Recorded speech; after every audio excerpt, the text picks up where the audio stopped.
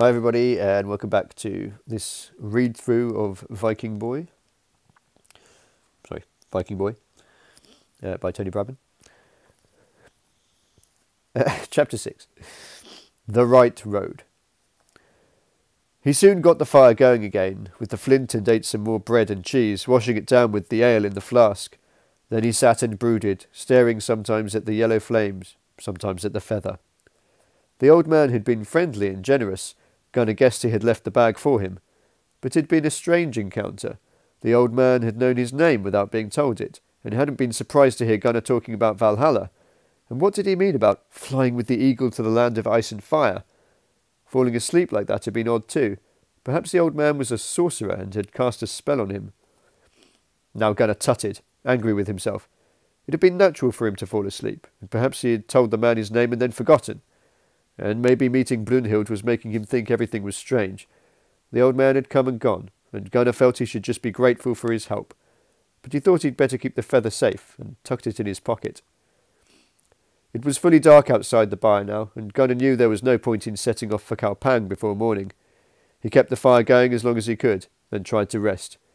He slept uneasily, his dreams filled with blood and fire, and woke feeling unrefreshed, his back aching, the cold deep in his bones.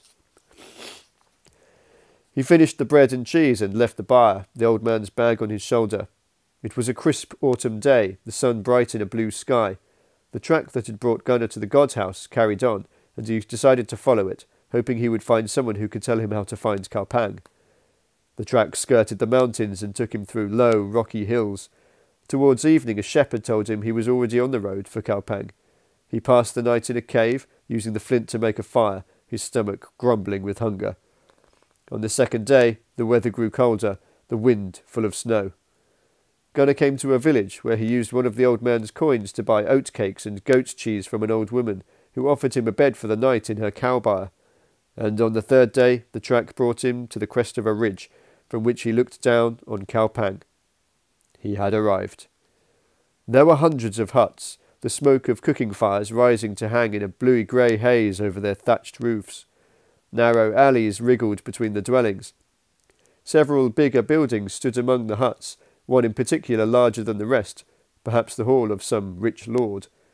Beyond it was the harbour, broad wharves with dozens of vessels tied up to them, lean longships with their proud dragon's head prows, fat cargo ships, a host of smaller boats nestling cosily between the others like piglets suckling from their mothers. Gunnar walked on and entered the town. The alleys were crowded, and everyone seemed to be yelling at the tops of their voices. Some spoke the Norse tongue, although many had strange accents, and there were plenty whose speech Gunnar couldn't understand. Most of those looked wild and exotic, men with tattoos swirling over their faces, warriors in pointed helmets, women covered in jewels. There were ragged beggars everywhere, crying out for alms. "Terrible, ain't it?" said a voice behind him. "It's the smell I can't stand." Gunnar turned round. A boy a little older than him was standing nearby, thumbs hooked in his belt, a grin on his face. He was wearing ordinary clothes and boots like Gunnar's, and had a shock of fair hair and blue eyes. The boy's grin was open and friendly, and Gunnar couldn't help smiling back. "Mind you, the whole town stinks, not just the beggars," said the boy. "I had to think what's in the mud of these alleys. My name's Gork, by the way." "I'm Gunnar Bjornsson." "Well then, Gunnar, son of Bjorn, what brings you to crowded, stinking old Kalpang? Nobody comes here without a good reason." Gunnar paused. It would probably be a bad idea to tell the story of what had happened to him. If he started talking about Valkyries and Valhalla, this boy might think he was mad, and a friend with local knowledge might prove useful. "I've come to take passage on a ship," said Gunnar at last, deciding to tell Gork the truth, although not all of it. "I have to find my father." "Well, you won't be the last to go on that particular quest." Gork put his arm round Gunnar's shoulders. "This is your lucky day. I know plenty of men who own ships, so there's nobody better to help you. But first things first, let me treat you to breakfast. You look as if you could do with a good meal." "You don't have to do that." Gunnar felt his cheeks flush. He didn't want Gork to think he was poor like the beggars. "I can pay my own way." "Of course you can. No offence meant," said Gork. He took Gunnar by the elbow and led him towards the entrance of a narrow alley. "I was just trying to be friendly. I know the best places to eat. There's a great tavern down here." Gunnar resisted, a small voice in the back of his mind warning him to be careful. But he was hungry, so he let Gork pull him into an alley.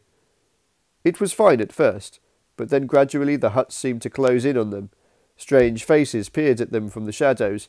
A mangy dog growled from a door. A rat scuttled over Gunnar's foot. The mud grew thicker and smellier. "Wait," Gunnar said. "Are you sure this is all right?" Gork smiled. "Nearly there," he said. They soon came to a place where another, narrower alley cut across the one they had been following. Gork stopped and turned to face him. "Is this it?" said Gunnar. He looked round, puzzled. The alleys were empty, the huts shuttered and silent. "I don't see any tavern here." Suddenly 2 boys stepped out of the shadows. They were dirty and mean-looking and bigger than Gork and Gunnar. One was holding a wooden club the length of a man's forearm, and they were both smirking. Gunnar took a step backward. The boy with the club stepped forward, and the other new arrival moved to cut off Gunnar's retreat. "What's this all about?" said Gunnar. "I'm not looking for trouble." "It seems you found it anyway," said Gork, still smiling. "My friends are called Ivor and Najal. Now hand me that bag of yours." "No, I won't," said Gunnar. Gork shrugged, and Najal smashed his club into Gunnar's elbow. Gunnar cried out and dropped the bag, as pain shot from his shoulder to his fingertips. Ivor picked up the bag and turned it upside down, tipping a few coins into the mud. "That's not going to make us rich, is it?" said Gork. "You're turning out to be a real disappointment, Gunnar, but at least we've got another way of making a profit from you. Well, don't just stand there, you two. Tie him up." Najal and Ivor wrenched his arms behind his back. Gunnar cried out again, but Ivor silenced him with a punch to the gut, and he felt them tying his wrists together, the rough twine biting into his flesh. Then they hustled him away down one of the dark alleys, Gork following behind. "Where are you taking me?" said Gunnar at last, struggling to catch his breath.